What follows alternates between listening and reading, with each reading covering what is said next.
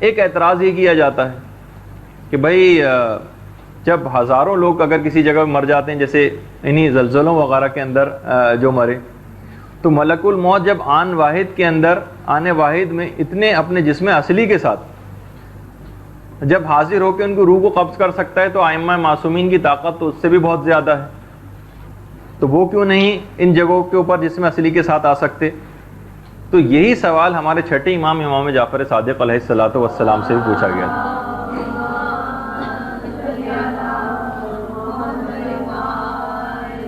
تو امام نے یہی بات ان کے جواب میں فرمائی تھی کہ ملک الموت کے انصار و اعوان فرشتے ہیں جو کہ یہ اس خدمت کو انجام دیتے ہیں۔ تو اور جسی طرح سے وہ صحیفہ کاملہ کی جو دعا ہے جس میں فرشتوں کے اوپر سلام کیا گیا ہے، علی ملک الموت و اعوانہ، یعنی جسم کے اندر سلام کیا گیا ہے باقاعدہ ملک الموت اور اس کے انصار و اعوان فرشتوں کے اوپر۔ اچھا، اب وہ والی جو روایت ہے، وہ جو خندق کی جو بہت مشہور آپ میں سے جو ذاکرات ہیں وہ پڑھتی بھی ہیں اس کو، جو مقداد ابن الاسود کندی کے حوالے سے روایت نقل کی گئی کہ عمر ابن عبدود کو قتل کرنے کے بعد مولا تلوار سے خون کو صاف بھی کر رہے تھے، اور صاف کرنے کے بعد اس تلوار کو ہوا میں گھما بھی رہے تھے، اور دشمن کی جو ٹولیاں تھیں جو سامنے، وہ 17 حصوں میں تقسیم ہو گئی تھی دشمن کا جو لشکر،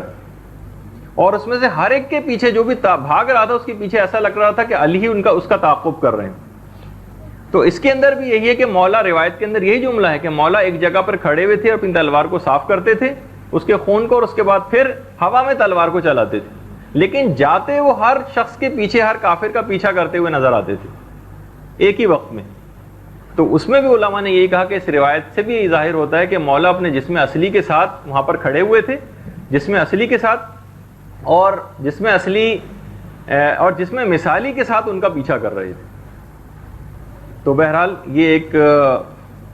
ایک ایسی بات تھی کہ جس پہ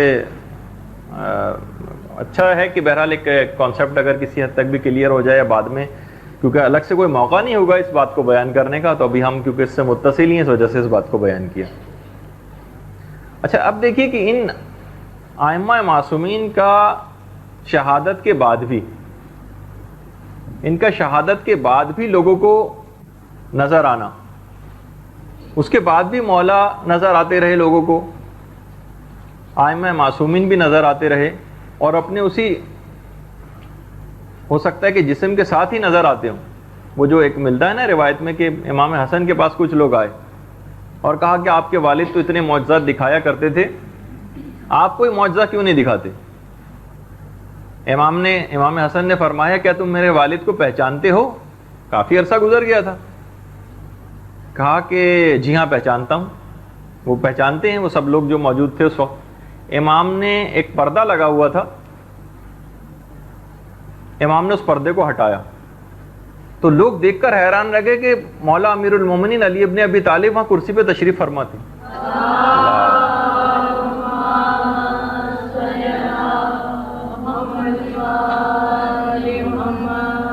اور فوراً لوگوں نے کہا واقعی آپ امام برحق ہیں، ہم آپ پر ایمان لاتے ہیں۔ امام حسن نے فرمایا وائے ہو تم لوگوں پر، کیا تم نے قول نہیں سنا وَلَا تَقُولُوا لَمَنْ يَقْتَلُ فِي سَبِيلِ اللَّهِ أَمْوَاتٌ بَلْ أَحْيَاءٌ، جو کہ سورہ بقرہ کی 154ویں آیت جو امام نے تلاوت کی کہ جو شہید ہیں ان کو مردہ گمان بھی نہ کرنا۔ تو جب یہ عام شہداء کے لیے یہ بات ہے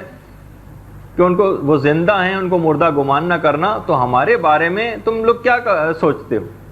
تو لوگوں نے کہا ہم یقیناً ہم آپ پر ایمان لائے ہیں اور آپ کے امام برحق ہونے کی ہم تصدیق کرتے ہیں۔